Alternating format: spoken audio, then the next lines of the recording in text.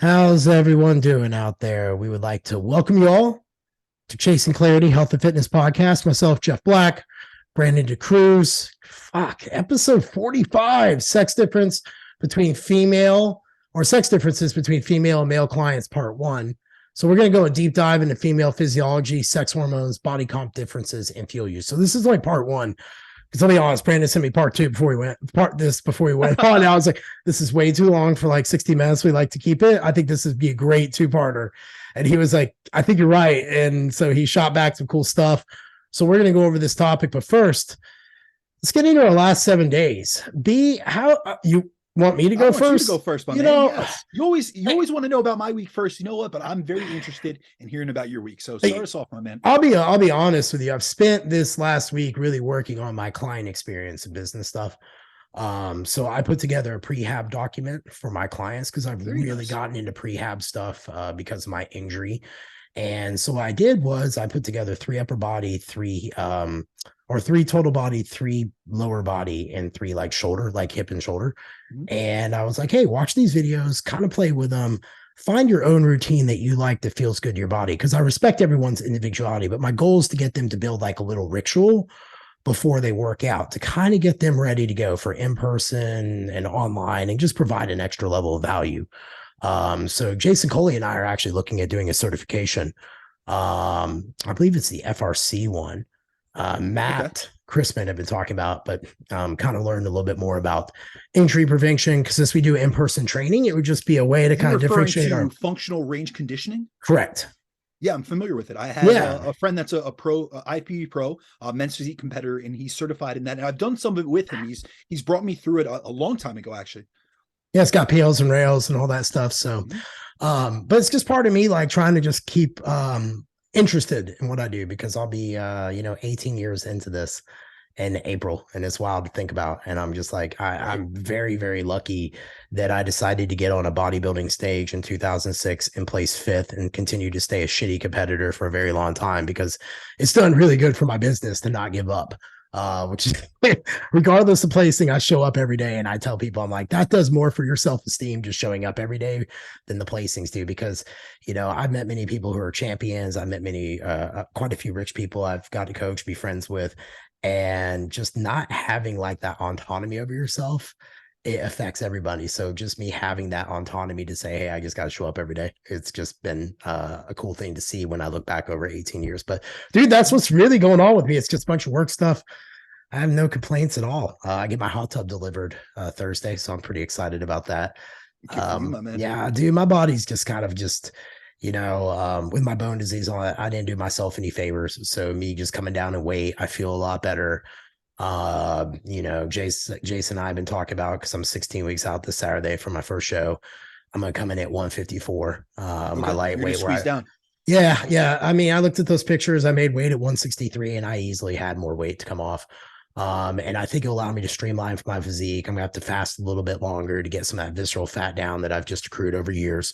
But I think I can bring a better physique to the stage than I have in a long time. And I'm pretty confident. I always said I'd hang it up at 45 before I turn 46. So I've got a few more years left, and I'm going in physical therapy for my back. I've just learned to retrain, and I just continuing to do what I love doing. And I'm pretty fucking happy about it, to be honest with you. So I'm looking forward to seeing what I can put together. But it's kind of my game plan, since I always talk about usual BS and stuff. And I was like, well, I mean, people insight what's going on in my life. And I finished my book. So I submitted to the editor at the end of the month. Congratulations, my friend. Thank you, man. 97,000 words down to 64,000 and change. Wow. I killed a baby. I killed a whole chapter. I mean, I butchered my baby like Steven told me to do.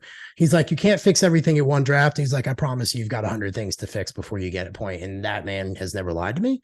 He's donated a lot of time, has a generous mentor, never asking for 1 cent. Other than just always being like, hey, just give me good work to help you on and good ideas. And I always make sure I use this time. But, 13 months, bro, to be able to turn that out. And I'll be honest, I'm kind of excited to get back into the coaching ring with you guys and educating again. A lot of people have told me they've missed me being quiet on social media for the last year. But, I will tell everybody this, and I'm going to encourage Brandon to write a book about nutrition. He'll have to go dark on social media to do it. It's what it does is it makes you where you can't write content about anything else. because you feel like you're stealing from your prized possession. It's a very interesting dichotomy that I had inside me. Like if I wrote for work, I'd be like, oh my God, I could have just spent all that mental energy to write this book. So I've learned a lot about myself, and I've learned a lot about something cool. And who would have thought that C- English student managed to put together a book? Weird. Yeah, no, that's phenomenal. The one thing about doing a personal story is that no one can dictate the experiences that you had and the way that you put them down. When it comes to an educational book, a book about nutrition, a book about training, it is so hard. And this is a conversation I actually had at dinner with both Alan Aragon and Dr. Scott Stevenson. It is so hard to be able to put something down on paper, to flush out all your ideas, all the literature, because you know that a book, say for instance, in your case, it was 13 months. In Alan's case, it was 2 years of writing. However, in the back of your mind, as someone that's very heavily into the research and then into practice, there are things that you've seen, and then there's new and updated research, and everything is constantly evolving. Whereas your book is more of a memoir. It's more of your memories. Those aren't going to change substantially, Right. Even your recollection of them. However, when it comes to an educational book, and I've actually looked into the process, I've kind of spoken off air about doing something of the sort in terms of an educational book that I can pass down, and leave a mark on this industry in a permanent capacity. But my one fear, and this isn't, me being objective and being open and honest and vulnerable, is that when I come down to the process, or I put down on paper my thoughts in that current moment, I have to be open to the criticism that by the time the book gets published, or a month after the book, a year after the book, all of those things could be subject to change, especially with the literature. So it's a really hard position to be in. So I know Alan was going back and forth with himself, and same thing with Dr. Scott, in a lot of the topics that are a little bit not as flushed out in terms of literature, where there's limited amount of literature, not really diving deep into them, because the research doesn't tell us what the truth is. It doesn't tell us exactly how to go about things. It pretty much tells us, it falsifies things that we might have thought. However, there's still further research, further literature, further studies that are going to be done to elucidate things that we have yet to conceptualize or yet to discover. And it's only pointing us in the direction. Research only points us in the direction, and then we have to run with it. So really putting down all our thoughts on paper, this, if I did say a book in 2023 or 2024, those would be my evolved thoughts in 2024. However, they are subject to change. And a lot of people, they look back at, and I do this all the time, and I try not to be critical on it, but I look back on certain books. For instance, Eric had just made this mention in one of our previous podcasts to take some of the information in one of the books that he had contributed to with a grain of salt, because in 2016 and 2017, when he was writing those things along with Lyle, that's what they thought was the best state of the evidence, and that's been disproven since then. So he's changed his thoughts on them. So we have to be open to the fact that when you put down something in a book where it's non-fictional in nature, it is subject to a lot of criticism in the future, because those are things that could be disproven or could be changed. So that's really where my thought process goes with that, and really where my mindset goes in terms of my future education. I would love to do a course, to be honest with you. I find that I really do like educating people, especially on like a verbal type of format. I do this, on a weekly basis, not only from a podcast perspective, I do multiple podcasts a week, but I do, personal one-on-one mentorships where I dive into topics every single day with different clients. And it's catered towards, the coach that I'm working with or the personal trainer that I'm working with. And I educate and I provide citations and things of that sort. And that's something I get great joy out of, being able to bridge the gap between research and information, and then also practical application from my side as a coach who has taken these research studies and these findings and this evidence and have put it into practice with people in the real world. So that's something I'm truly passionate about. But I want to touch on something that you mentioned in terms of bodybuilding. And, you obviously will, a little bit self-deprecating in terms of your abilities as a bodybuilder. However, I understand it. We are perfectionists. Here's the thing with that. It doesn't matter if we're great at competing or not. It's the fact that we've been through the process. We've put ourselves through the ringer. Exactly. There's a lot of people out in the space.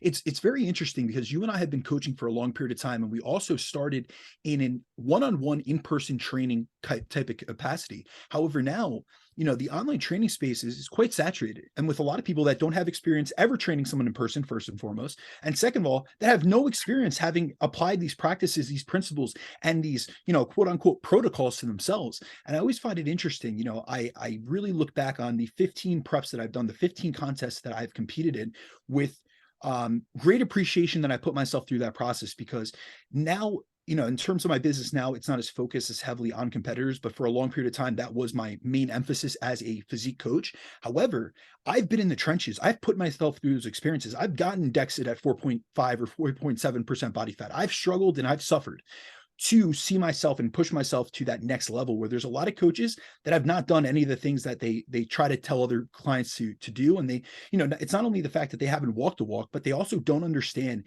the deep mental side, the psychological side of dieting, or the psychological side of pushing yourself when you're disgustingly full and you're really trying, when, I've been 50 pounds heavier than I am now. I pushed my body to its absolute limits, and I'm glad that I did that. And although that isn't my focus currently, and I have more of a health focus and health centric focus to my own bodybuilding or my own physique progression at this point in my life, I've been in those situations and I've pushed myself, and I know I'm able to relate to clients that want to go there because I've been there. And that's something that really is severely lacking in today's online coaching industry. It's a lot of people that talk a lot, but A, they haven't walked the walk, and B, they have absolutely no grasp of what their clients are going through when they're pushing them to that severity. And that's why we see such extreme protocols and these pendulum swinging type of approaches to physique enhancement, whether it be from a physiological side in terms of the depths of dieting, or even from a pharmaceutical perspective, because they haven't done it themselves. So they have absolutely no ability to relate to the repercussions, the side effects, and also the mental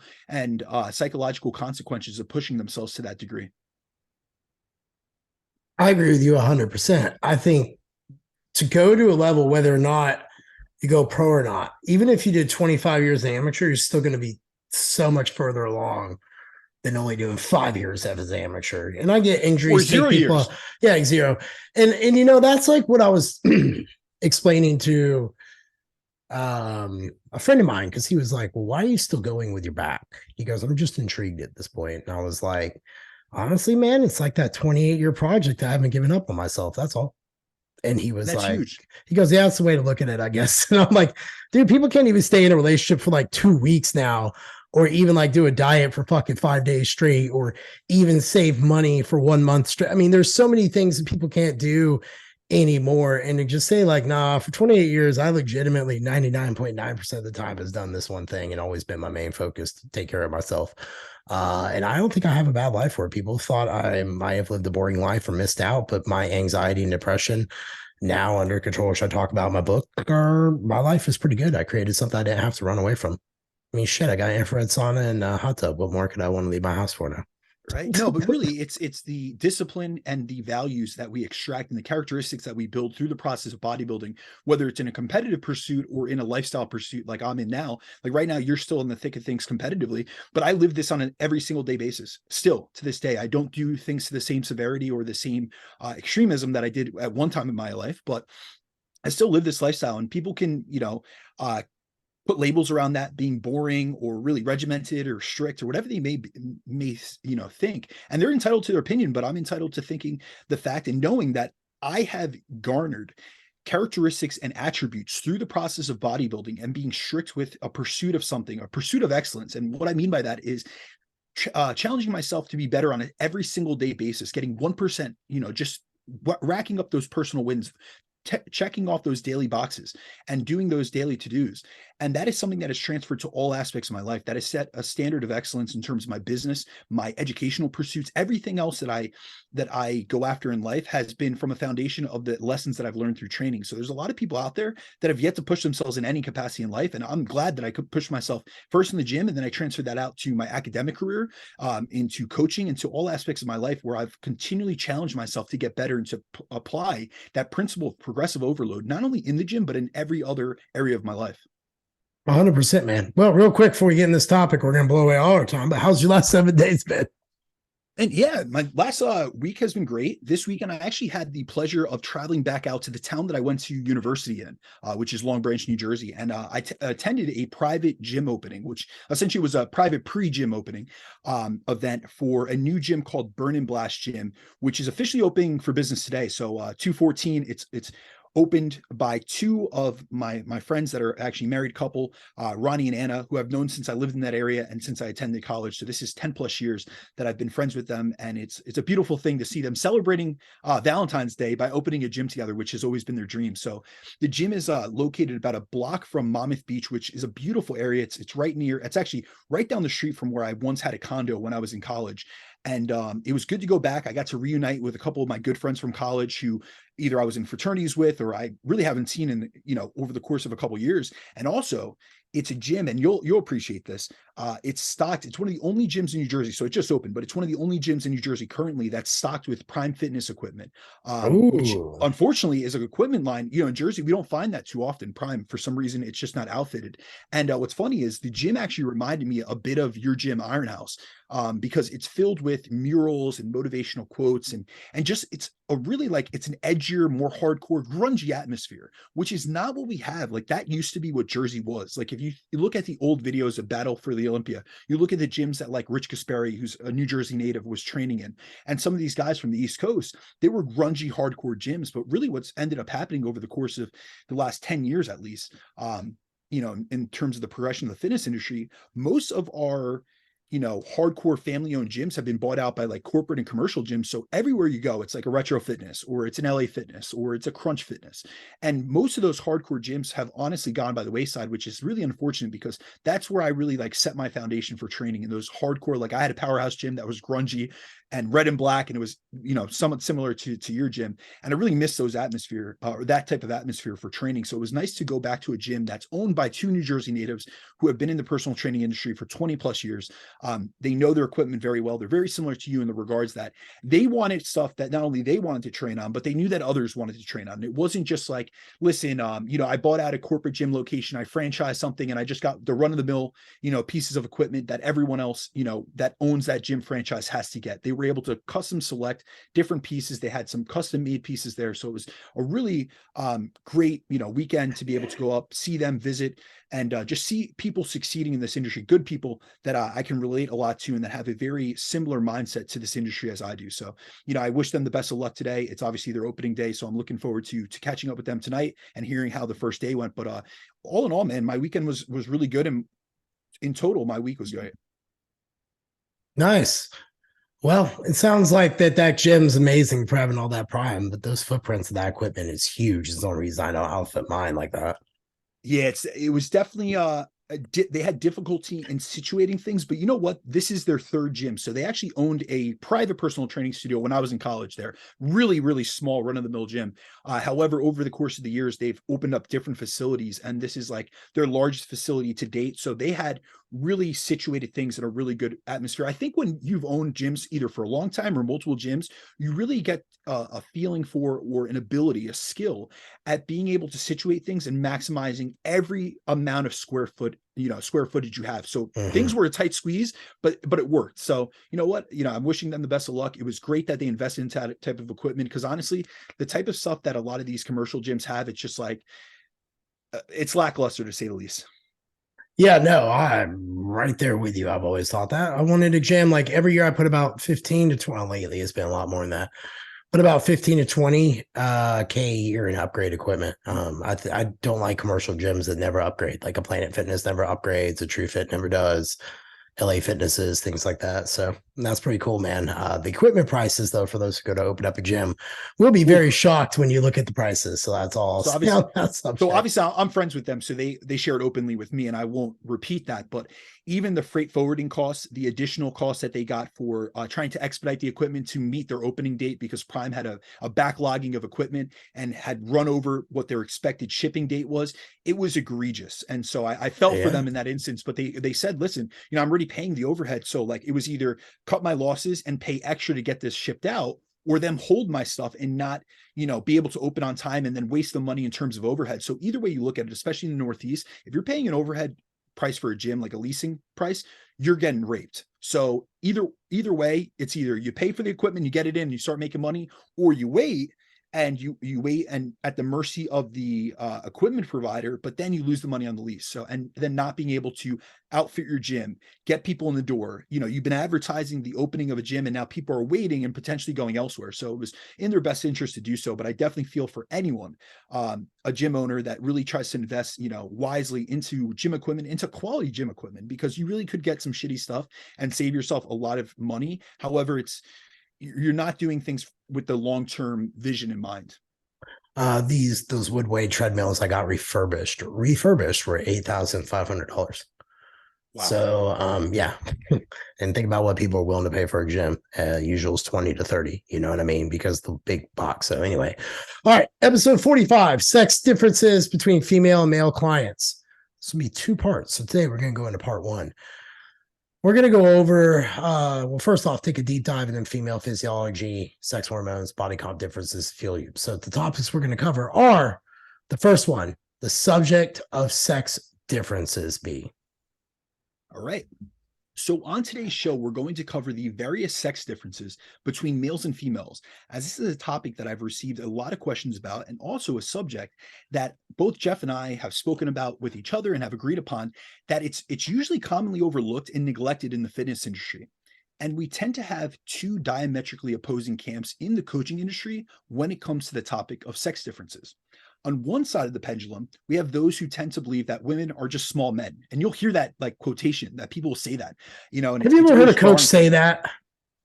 I've heard people in this industry say that. Absolutely. Really? I have never, ever heard that. I saw a coach put something about that. I was writing a comment, like, please point out the coach who said this, because I've never, ever heard that. Huh. Yeah. So, no shit. But essentially what they mean by that, and sometimes they'll say it in other words, they won't just say it in that statement, but essentially what I've heard other coaches say that's essentially implying that same thing is if an approach to diet, training, or supplementation works in a male client, then it should work in a female client, which can be the case in certain instances, but that's not always applicable and that's not always true. And then on the other side, we have those who claim that females are completely different than males, so they shouldn't train similarly, meaning that women shouldn't train hard and heavy like men do. Now, in actuality, many of the same principles for both training and nutrition apply to both male and female clients, but there are some adjustments and considerations we can make when programming between sexes that can optimize a client's response and ultimately their outcomes. But in order to do so, it's important to acknowledge and be aware of the nuanced biological and physiological differences between sexes. So throughout the course of the next few podcasts, we're going to cover the topic of sex differences, and we're going to take a deep dive into many aspects that differentiate sexes and then some of the similarities as well. But really, we're going to focus on the differences to be able to delineate exactly what things we're seeing different in female clients as compared to male clients. And the reason that I'm really focusing on female clients first and foremost is because a lot of times the information that you hear put out, or even the research, is generally done on males. And so a lot of the information in this industry, it's almost generalized as though it applies to both, but sometimes it's overlooking some of the nuanced differences that apply to females and not to males. So today, on today's episode, we're going to cover the differences in sex hormones and how estrogen is beneficial, despite the claims you may have heard. We're going to cover the differences in lean body mass, and fat type between sexes, and then also the differences in fuel use between sexes. I have a question for you. Do you think that actually, I'll hold my question because I want to see where this goes, and then I'll ask my question. I'd be curious your thoughts. All right, so then what are the differences in the sex hormones? Because we know that both sexes have testosterone, both sexes have estrogen, but what are the differences in the sex hormones between, I guess, the sexes is how we would differentiate this out? Yeah, it's a matter of dominance, essentially, in terms of sex hormones. So one of the areas, as you elucidated to, that males and females differ most is in their sex hormones and their sex hormone production. So despite the fact that males and females both produce and need testosterone and estrogen, testosterone is the primary sex hormone in men, while estrogen is the primary sex hormone in women. And a narrative review from the Journal of Clinical Endocrinology looked at the differences in testosterone concentrations between men and women in elite athletes. And they found that men on average had had 10 times more testosterone than females. And then other research that we have on this topic has shown that females can have up to 1/15 the testosterone levels that males do. So for example, if we actually look at the average testosterone levels in females as compared to males, and this is data that comes from the actual reference ranges, we see that females will generally have a total testosterone level of 15 to 70 nanograms per deciliter, while males will generally average between 300 to 1,000 nanograms per deciliter in terms of their total tests. So females will generally only have a fraction of the testosterone production as males do. Now, when it comes to estrogen, on the other side, which is the female dominant hormone, females can have up to 9 times more estrogen than males. And estrogen plays one of the key roles that differentiates females and males from a physiological perspective. So for example, estrogen influences a female's body fat storage patterns, which is why we see that females tend to store more fat in what's called a gynoid pattern, which is around like their hips and thighs and their lower body. And also they store fat predominantly or preferentially in subcutaneous adipose tissue rather than in visceral adipose tissue. And often within, our industry, everyone focuses and hyperfixates on testosterone. And especially from like a hypertrophy perspective, like we often, people really focus on testosterone and the benefits it provides, but often the benefits of estrogen are overlooked, which causes many not to realize the roles it plays in our bodies and the many positive effects it has on not only our body composition, but also our metabolic health. Okay. How is estrogen beneficial for body composition and health? And then I would actually like for you to cover the difference with the similarity between testosterone and estrogen in the essence of body composition and health, maybe for the male perspective, real quick. Okay. So estrogen plays a role, actually a ton of roles involved in the body composition and health improvement process that so many don't even realize, which is one of the reasons why it's often stigmatized. It's been demonized as a hormone that both males and females want to avoid. So in the case of males, a lot of times we'll hear that, you want to block estradiol or you want to limit its aromatization. Or with females, we talk about estrogen dominance. And I think a lot of times this causes, we're talking about pathological states of excess estrogen, whereas this causes many to not realize the many benefits that estrogen provides. And I really think this comes from the fact that there's a lot of dogmatic myths that have been perpetuated about it. And also these myths and these fallacies are often spread by those who don't truly understand both endocrinology and physiology. But in reality, estrogen provides a ton of benefits. So first and foremost, estrogen is anti-catabolic. So it decreases protein breakdown and muscle catabolism. And this can help with the process of building muscle, as essentially the process of muscle growth requires that we're in a state of what's called positive protein balance. And essentially that's a state where our rates of protein synthesis exceed our rates of protein breakdown. So the fact that females have higher estrogen levels allow them to accumulate less muscle damage, which leads to better recovery capacity. Estrogen has also been thought to have anabolic effects. So not only is it shown to be anti-catabolic, but it's also, been found to be anabolic in certain circumstances. So a 2014 review by Hansen et al. Suggests that estrogen has an anabolic effect on muscle, primarily by lowering muscle protein turnover and enhancing sensitivity to resistance training. Estrogen also increases insulin sensitivity and glucose uptake. So what estrogen does is it essentially facilitates better glucose uptake into muscles, and it also improves metabolic health. And this is one of the main reasons why females have a lower rate of developing metabolic diseases like metabolic syndrome, cardiovascular disease, and diabetes as compared to men. Especially when we look at, say, women prior to entering menopause. And then what we see when women do go into that perimenopause state or into menopause in and of itself, when they have a decline in estrogen, it actually increases their likelihood of developing metabolic health issues. From a training performance standpoint, we see that estrogen can help improve strength and training performance outcomes, because as estrogen increases, it actually will increase neural output, which can lead to increases in strength and improvements in training performance. And it also increases myosin binding force production, which is involved in strength production. Another thing that estrogen does that's really good from like a metabolic health perspective is it decreases inflammation. So it prevents or attenuates some degree of muscle damage induced from training, which we all experience. But this actually allows females to experience less swelling and less inflammation from training. Then from like a cognitive perspective, we see that estrogen is neuroprotective, meaning that it's good for our brains and can improve our cognitive function. We also know that estrogen is really important for bone mineral density and bone health, which is another reason why when women see a decline in their estradiol values going into perimenopause and menopause, we see that they're at a higher disposition for issues with bone mineral density. And then also estrogen is cardioprotective. So estrogen lowers the storage of visceral fat, which reduces the risk of developing both metabolic syndrome and cardiovascular disease.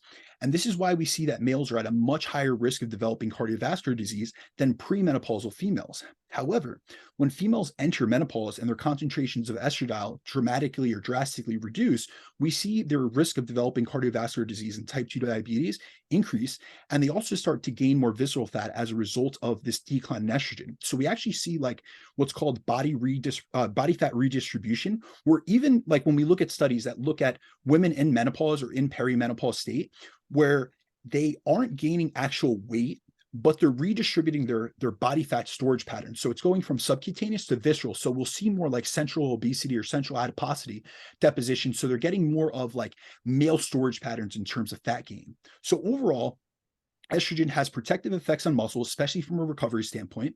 It reduces muscle damage. It promotes skeletal muscle remodeling. And then it also has been shown to play a significant role in stimulating muscle repair and regenerative processes, including the activation and proliferation of satellite cells. So in totality, estrogen has many positive upsides that can improve body composition and metabolic health. I have a question for you. What do you think about the TRT therapies now where people are getting paired up immediately on a replacement dose of testosterone with like a Remenix, some type of anti-estrogen, aromatase suicide inhibitor? What are your thoughts on that? The way I look at it is, Joe Jeffrey, who we both know, has always talked about lowering estrogen too much. It tends to, I guess, take away the cardiovascular protective properties that estrogen has. What's your thoughts on guys dropping their estrogen super low? And what I'm seeing is I'm seeing a lot of clinics like try to get below 30. And I'm like, whoa, you have to feel like shit. My joints would feel like ground sawdust if that was the case.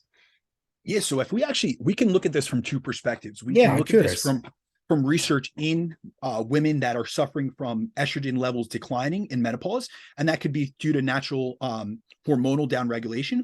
Or we can look at just like the subsect of individuals that are put on TRT or testosterone replacement therapy, and then use an aromatase inhibitor or SERM to block estrogen exogenously through a drug. When we look at that, there are a lot of negative downside cascades that occur as a result of this suppression of estrogen. So if we look at all the different pathways, think about all the benefits I just went through. It is cardioprotective. It is neuroprotective. It is great. It's good for fat loss. It's good for all these different benefits. Well, we see the opposite of that. So actually, there's been research that has looked at the blocking or suppression and lowering of estrogen, and they find that it causes what's called metabolic dysfunction in both muscle, liver, and adipose tissue. So essentially what this means is the blocking of or suppression of estrogen impairs muscle metabolism, leading to things like impaired fatty acid oxidation. It leads to an increase in lipid accumulation in the muscle. It leads to an increase in tissue level inflammation and a decrease in antioxidant capacity. And these all impair muscle insulin action. So not only do we see, so in two different instances, I'll talk about women that are in perimenopause that are seeing declining levels of estrogen. We actually see their insulin sensitivity decrease and their rates of insulin resistance increase. But also in terms of guys that are utilizing AIs, we see the same, impacts on their insulin sensitivity. And then when we look at others, so that's at the level of the muscle. And then this has negative downstream cascades on both the liver and adipose tissue. So when we block estradiol and we have these effects on skeletal muscle, the fact that skeletal muscle, if we think about it from like a physiological aspect, muscle is the primary site for burning fatty acids. And this is impaired during a state of estrogen suppression. So then what we end up seeing is an increase in fat deposition in adipose tissue. And this increase in fat mass actually increases both inflammation and reactive oxidative stress. So essentially what we're seeing is a state where we're increasing inflammation, we're increasing oxidative stress. All these protective benefits of estradiol are being reversed as a result of blocking estrogen. And then also with this increase in fat mass and inflammation, we also often see that it impairs glucose tolerance and hepatic insulin. It causes hepatic insulin resistance. So now we have insulin resistance at the level of the muscle. We have increased fat deposition, and we have liver insulin resistance. So these are all three states of metabolic dysfunction that are caused by a state of estrogen suppression. So I don't think that run-of-the-mill cookie cutter prescription of a 200 milligram dose of testosterone with anastrozole is a warranted application. And actually, a lot of times when we are to look at the research that does do treatments in terms of comparisons, just give me a second. Oh, you're cool. I went down wrong. But anyway, when we look at comparative studies that look at testosterone replacement by itself versus testosterone replacement with an aromatase inhibitor, we see unfavorable changes in the group that it was given an aromatase inhibitor. So when we look at the testosterone replacement group by itself, they're getting more increases in lean body mass, more decreases in visceral adiposity, as well as body fat loss in general. And a lot of times, a lot of those benefits or increases in insulin sensitivity as well. And oftentimes in the group that has been given an aromatase inhibitor, a lot of those benefits are just not found. And so unless you are in a range where you're way out of range in terms of your estradiol concentrations or your aromatization, first of all, I wouldn't use a aromatase inhibitor to neutralize that or to mitigate that. I would just lower your dose or balance out your androgen to estrogen ratio through the induction or the introduction of other, maybe DHT compounds. However, when it really comes down to estrogen suppression, whether it's naturally through the natural hormonal cascades that occur through the life course in females, or it's through an exogenous drug like an aromatase inhibitor or a selective estrogen receptor modulator like a SERM, there are negative health outcomes. And I think a lot of times guys are on board for that because they think that estrogen is a female hormone or that it doesn't have all these benefits. And that's really why I wanted to cover them, both from a female perspective, but also from a male perspective. It's good for your muscle. It's good for your brain. It's good for your heart. There's so many benefits that I think is often overlooked. And because of that, guys are more willing to take an aromatase inhibitor, even when it's not really warranted, especially in the case of testosterone replacement therapy. Because if your levels are at the upper end of the physiological range, you should expect that your estradiol levels are a little bit higher than the average male that has low testosterone. And so I think we all have to think about the ratios of things. Yeah, I actually kind of, I'm more enhanced. Obviously, I've talked about this. I've always stayed away from the anti-estrogens. Whenever I did them, they just made me feel sick. My testosterone stays around 1200. My estrogen levels are at 60 to 70, and I feel really good. And, every time it's like, oh, you should treat that. I'm like, why? I don't have sensitive nipples. I don't get emotional when I watch, Kung Fu Panda. There's nothing that happens to me. I feel my best. I don't feel manic or depressive. So it's interesting how, that I've just noticed that's come around a lot lately. And I've been like, why are they all saying this? Because I'm like, your estrogen's 38. You're fine, dude. Like, Yeah, and I think it's often people get hyper fixated on a number, and then they start misattributing some of the symptomology that they're experiencing. So, for instance, a lot of times people will attribute water weight or water retention to estradiol, which it's a multifactorial cascade that has to do with the renin, angiotensin, aldosterone system, that has to do with cortisol. There's so many different hormones that are implicated in water retention. However, what's really interesting is that there used to be this common practice, and I'm sure it still exists within the bodybuilding culture, where people would crush their estradiol the last week before a show. Like they would just run a ton of aromatase inhibitors. They'd, every single day dosing like a anastrozole. What's interesting about that is when your body fat levels are lower, your rate of aromatization is lowered because the aromatase enzyme exists in fat cells. So when you have less fat mass, you have less chance or predisposition for aromatization from testosterone into estradiol. So think about it in the context like this. We see that estradiol levels are higher in those in obese populations, especially obese males, because they have more fat mass and more of a propensity to convert their total testosterone into estradiol. So that's the first thing. So you're lean, you're not really converting much estrogen to begin with. So your estradiol levels are low to begin with. Second of all, you're already pretty dry, but a lot of times people are like, oh, I'll take an aromatase inhibitor to dry out even more. The only thing you're getting drier on is your joints are feeling dry. You know what I mean? Everyone has felt that when they've overdone the aromatase inhibitors, their joints feel dry. They feel terrible. Their libido completely goes away because a lot of people they look at testosterone as the only hormone that's implicated or that's involved in libido, whereas estradiol has a major influence on libido, both in males and females. And that's one of the reasons why we see that women will often suffer from a lack of libido during perimenopause and menopause because of that suppression of estradiol. And if it was only testosterone based, well, women generally see a decline in testosterone during the reproductive years, but it's not like it falls off a cliff during perimenopause like estradiol and progesterone do.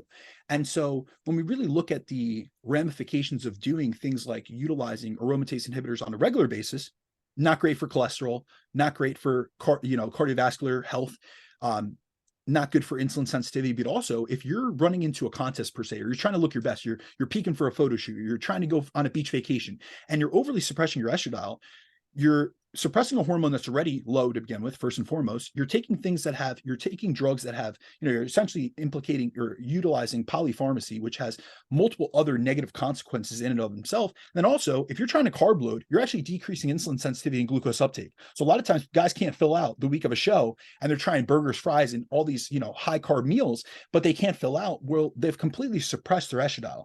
And so that's one of the many reasons as to why they can't fill out. So I think there's a lot of misinformation on this topic, and a lot of people go about it the wrong way. And it's something it's unfortunate, because a lot of times when it comes down to topics that are misunderstood and they're complex, people just go with the normal or the regular application that has been utilized for years. But we've seen in the research has developed over the years, and really our methods and our approach should change as a result. I agree with that 100%. And you know what? You were the man to answer that question. I wanted to have diversified out a little bit better. So audience, you might want to replay that again, because that was well worth it. Sex differences in lean body mass, body fat, and fat type. All right. So on average, females have about 2/3 the muscle mass that males do, with most of that difference coming in the upper body.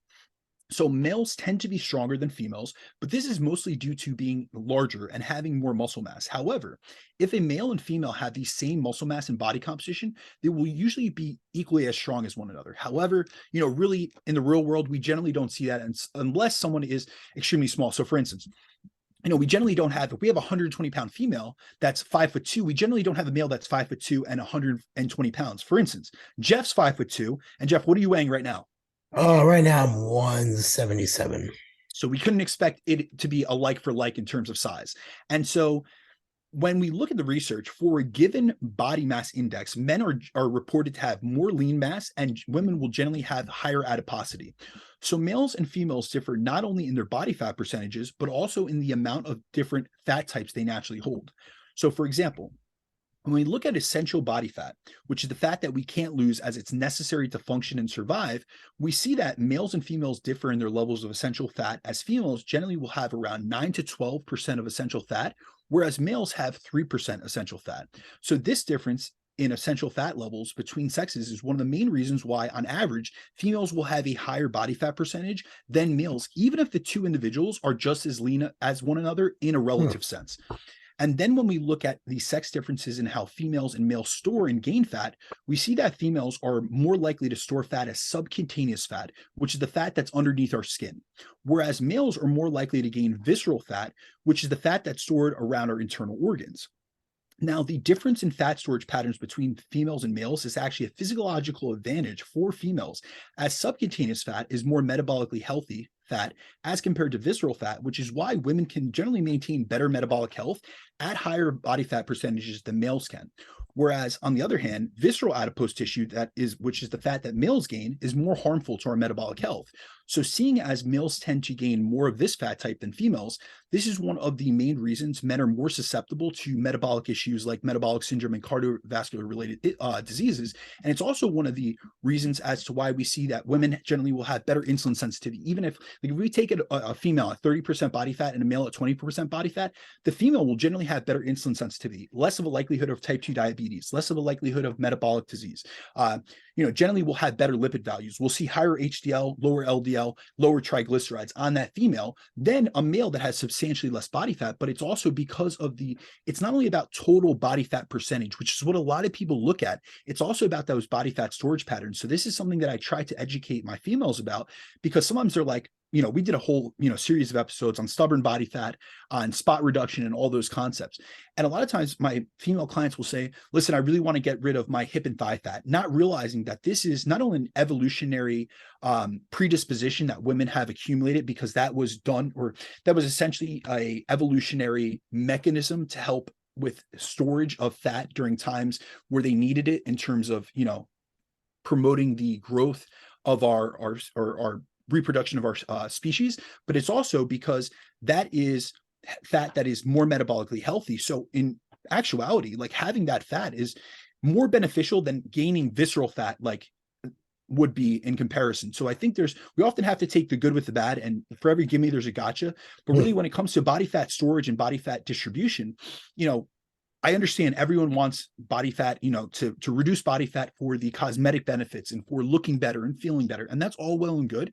But we have to realize that it's not just about percent body fat. It's also about the type of fat that you're storing and losing, which is why exercise and diet are so essential for both sexes. Because if we can lower the rate of body fat accumulation in terms of visceral adiposity, especially with males, and then also with females, once they're in that perimenopause phase, that will help preserve your metabolic health, and also will enhance your body composition, how you look, how you perform in all different aspects. And so it's multifactorial, but we need to realize that our storage patterns and the type of fat that we have, and the body fat, percentages in general, like often I'll have females that will tell me, they'll come to me for contest prep and say they want to be 10% body fat. And I have to get really realistic with them and tell them, listen, I understand what you saw on Instagram. However, from an essential fat perspective, you have 9 to 12% body fat. So I don't care what woman on Instagram told you she was 10% body fat, the likelihood of that is slim to none. Dude, I have these conversations all the time. And I'm like, why would I lie to you? And that's what I always come back to. Like, why would I take this moment to like have you occupy my time, me occupy your time, and not give you the answer, but you believe what the person on Instagram who has 47 sponsors has to tell you? Yeah, my whole thing is, it's not that I'm telling you that you cannot do something or that it's unrealistic, because I don't want you to achieve that. And that's what I really try to get across my clientele. But I also want to be honest with them. I want to be upfront with them, and also let them, or help them, set expectations that are realistic and also within the realm of actual achievable. And that's why I'm not a big fan of body composition measurements, because they're very off in terms of their accuracy and in terms of their reliability and their validity. And that's why we did a whole, entire podcast on the topic of body composition measurements and the inaccuracies between DEXA, BIA, bod pod, all these things, the scanner that you stand on, the BIA device, all those things.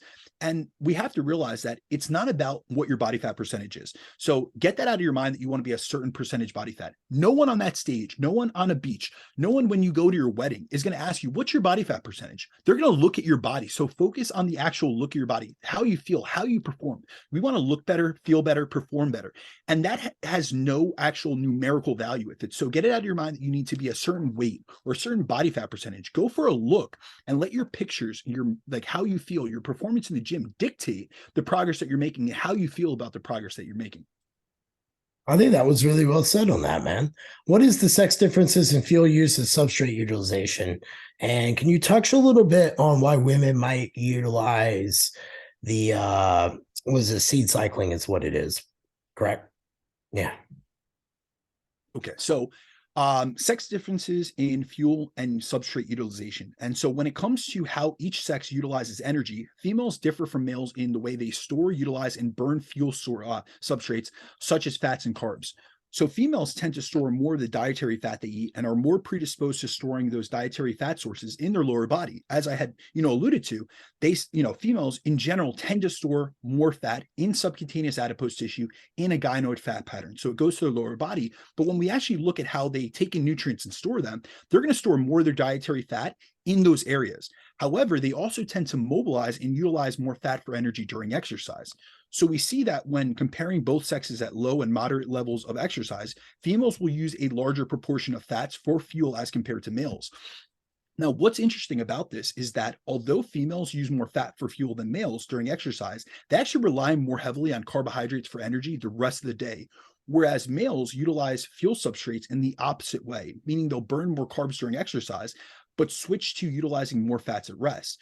So when it comes to energy metabolism, females have a higher reliance on what's called aerobic metabolism than on anaerobic metabolism. So they tend to burn through more glycogen more slowly and accumulate less lactate and metabolic byproducts as quickly, which is one of the reasons why we'll see in next week's episode that when we look at the differences in fatigability and recoverability between males and females, there are a lot of preferential, let's just say preferential advantages that women have due to the way that they utilize carbs and fats. Now, when it comes to the topic of seed cycling, that was something I looked into years ago, Jeff, and honestly, I didn't find any evidence that showed any advantage to it. So if you want to extrapolate on that, by all means, I've actually dipped with it quite a few times with women. So what it is as progesterone would rise, a woman is more insulin resistant because progesterone is more of an insulin resistant hormone. So you would say take 50 grams of carbs, so about 200 calories, and convert it over into fat, and kind of deload the training around the time because they're just not. You're talking about nutritional periodization around nutritional seed cycling. Yeah, seed cycling is a different concept. Yeah, no, I'm sorry. I was talking about that's what I meant. I get them often confused, so I do apologize for that. The seed cycling is involving all the different foods and so forth, and I've had no good results with either one. I've actually had women who hate it, and I have some girls, dude, that like. And this is why I kind of, when I see people picking, how do I say it? A lot of it's marketing, and Absolutely. And I have found from my in the trench work that most women can actually train around their periods and actually like that time of the year. And then you have some that it just cripples them, and those are the ones you deal with. But I think you have some women who just they'll create these fancy nutritional periodizational charts over their 28 days. And I'm just kind of like, I think in context, yes, if you're recovering a woman and bringing her down and having to lower all the stress and lower all the inflammation, yes, that protocol works. But I think most women, they really enjoy working out, and you have to find a point that they can recover, and the nutrition. And to me, I monitor blood glucose levels, and I tend to go more off that for my nutritional programming, along with fasted insulin levels periodically throughout the year. Yeah, so when it comes to the topic of menstrual cycle periodization, both in terms of nutrition and training, I actually, first and foremost, the first thing I want to do is get a female client or a client in general, regardless of their sex type. I want to get them consistent. So instead of, throwing all these different protocols where we're going 2 weeks on, 2 weeks off, and utilizing these different, more complex periodization schemes, I want to know that client first and foremost. So let's think about it like this. Oftentimes when we look into the protocols that are meant to be cycled around the menstrual cycle in and of itself, it's based off a 28-day cycle. That's a standard cycle. So that is your textbook cycle. That is the perfect cycle, quote unquote. However, we actually see that a woman's natural menstruation cycle for a naturally menstruating female is between 21 and 35 days. So if you set everything up in 4-week blocks where you assume that the first 14 days is the first phase, which is the follicular phase, and then the next 2 weeks, the last 14 days, is the luteal phase, and you periodize everything based off of that. So you assume that during the first 2 weeks of the phase, because this is essentially what some people, some lines of literature will point at this, but it's not delineated, or it's not, the evidence isn't conclusive. The first 2 weeks of the cycle are thought to be when a woman is more inclined to perform better. If she's in her follicular phase, she's going to have better training performance and be more insulin sensitive. And that's due to the fact that progesterone is relatively low. Estradiol is starting to come up throughout the course of the cycle, and that increases insulin sensitivity. So some people will say, all right, well, let's do more carbs in the first 2 weeks of the cycle, and then switch to lower carb the second 2 weeks of the cycle and lower training volume. If you actually look at the research on that, it's really inconclusive, first and foremost, that it shows a benefit. And a lot of times what it's doing is it's having such contrasting approaches, especially to training. So in some, training studies, they'll have a female train 8 times over the course of the first 2 weeks, so 4 times per week. And then during the course of the next 2 weeks, so during the luteal phase, they'll only have them train 2 times. So we see better gains in muscle mass over the first 2 weeks of the cycle because you've trained more than double the amount. And so yes, your rate of hypertrophy is greater in that phase as compared to during the last 2 weeks, because you've diminished or you've decreased the training stimulus in and of itself.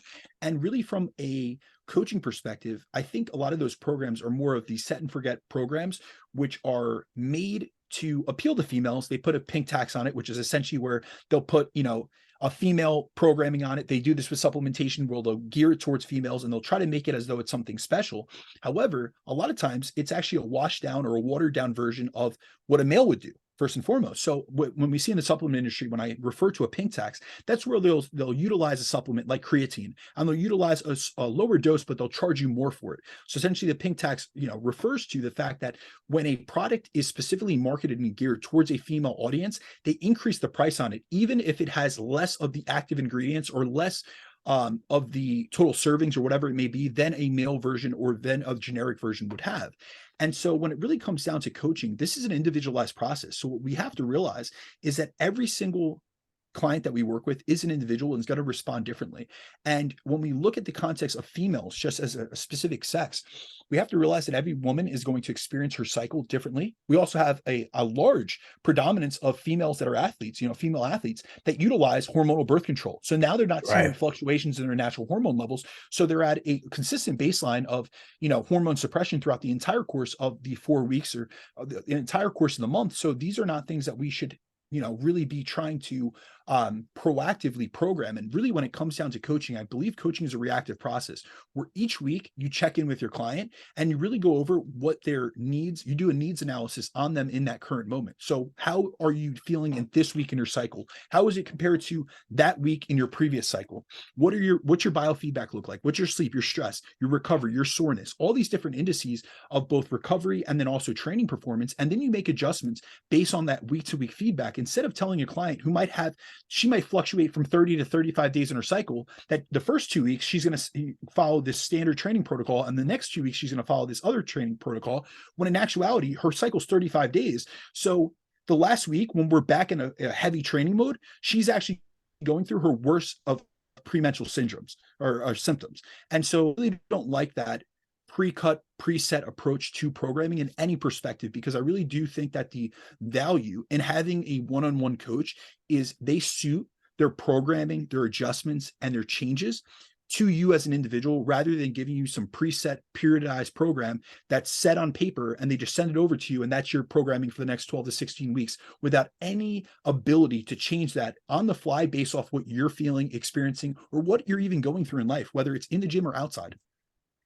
I really like the summary of that, because, you see a lot of people who say like their coaches exclusively for wellness, or they're exclusively for this or exclusively for that. And I'm kind of like, man, like at what point do you kind of say like you're there to really work with it? I don't know where I was going with that, but I think the way I look at it is more the way you were getting at with individualization is truly an art form. To 100%. master it as a coach with people and to like just put on a different hat and really think like them. And it's really hard for people to like go the distance knowing you're always thinking in the hat. And yeah, I really like the way you said that, man.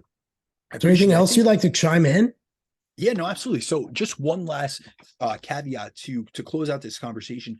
I think a lot of times within coaching, and I understand this because I was a new coach at one time and I wanted to have all the answers. And I think a lot of times coaches will try to promote a certain ideology or certain approach or a certain quote unquote method that they have, as though that's what they do with all their athletes. So for instance, in the context of menstrual cycle periodization for training, they might, try to market this as something that they've utilized with all their clients, they've seen results off of, and it gives them some sense of security in which they can tell all their clients, this is my method, this has shown results, and this is the end all be all. And it always gives them an answer.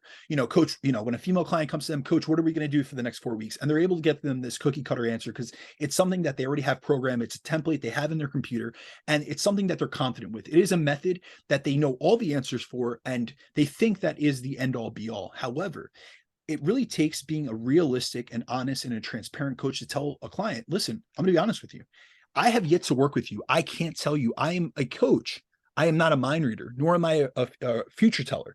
So I can't tell you exactly what we're going to do in 4 weeks, 8 weeks, 12 weeks. However, I am going to tell you that this will be an ever evolving process where I will collect data on you on a weekly basis. We will improve our communication, our relationship, and strengthen the bond that we have, both in terms of our friendship, but also our working relationship as coach and client. And throughout this process, it will be an evolving and iterative process where I will continue to update and make adjustments based off of what I see within your feedback from a physical perspective, in terms of visuals, within your progress pictures, within your biofeedback, within your recovery indices, within all the things that, the autonomics, the biomarkers, the health metrics, I'm going to look at this and get a well-rounded, all-encompassing viewpoint of exactly what's going on based off the inputs that I'm putting in. So I'm currently, this is what your program looks like, and it will be adjusted based on your needs, not this preset cookie cutter program that I've given, hundreds of clients in the past. And I always, one thing I really value myself, or I really take pride in, is whenever I get a new client, I start from scratch, and I'm really trying to gauge their response as a unique individual, not going based off of what I've seen in the past or what I've done with other females or done with other males based on their sex.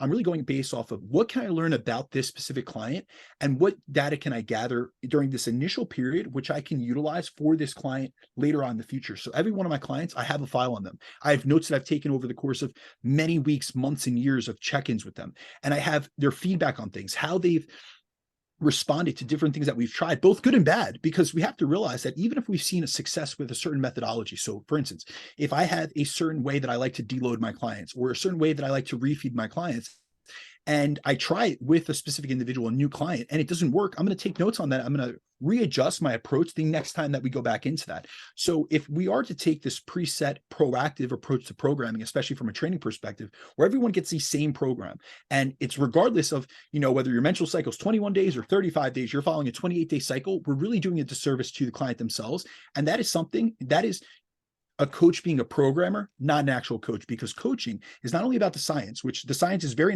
really not clear on menstrual cycle periodization having any advantages to begin with. So that's the first caveat that I want to make.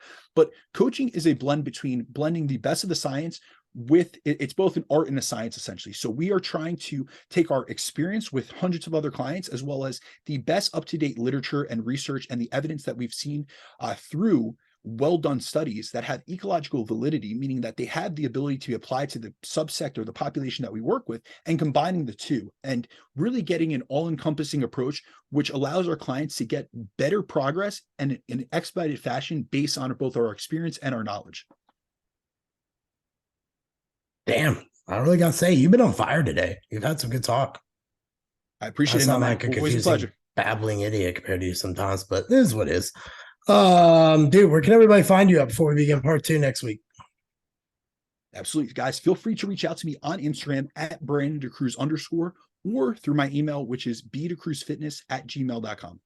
Well, good news, guys. It appears that Instagram is not shadow banned me, or maybe it's hard to find. It's probably because I haven't posted anything in Syndidaria in a while, but that will probably change. But anyway, Jeff Unbreakable Black on Instagram.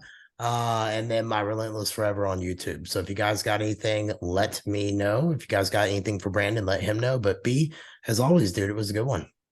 Absolutely, my man. All right, guys. Later. See ya.